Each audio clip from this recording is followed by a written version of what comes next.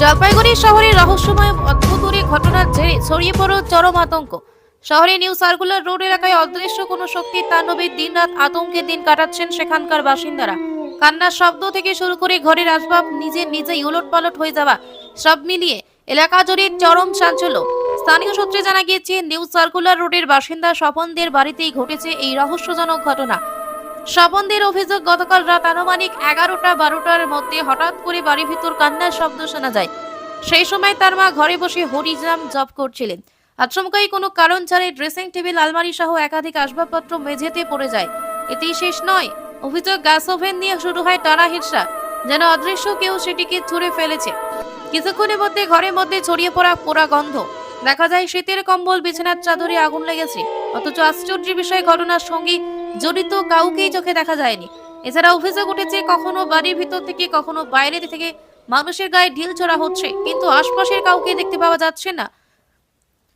শুধু রাতেই নয়, দিনের বেলাতেই অস্বাভাবিক শব্দ শোনা যাচ্ছে বলে দাবি এলাকাবাসীর। এই ঘটনার পর থেকে নিউ সার্কুলার রোড এলাকায় আতঙ্কের পরিবেশ তৈরি হয়েছে। কে বা কারা এই রহস্যময় কাণ্ড ঘটাচ্ছে, নাকি এর পেছনে রয়েছে অন্য কোনো কারণ, তা নিয়ে ধোঁয়াশার মধ্যে রয়েছে বাসিন্দারা। রহস্যজনক এই ঘটনায় আতঙ্কিত এলাকাবাসী। দ্রুত প্রশাসনের হস্তক্ষেপ ও ঘটনার সঠিক তদন্তের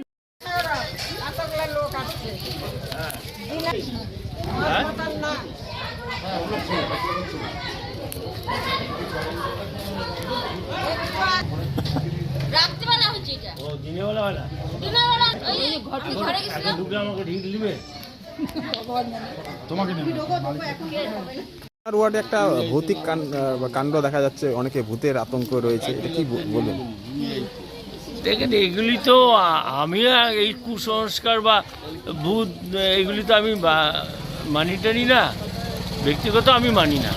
আর কে মানে না মানে বিষয়টা তাদের, কারণ আমি শ্মশানে রাত্রিবেলায় চলে যাই, যাতে এগুলি না।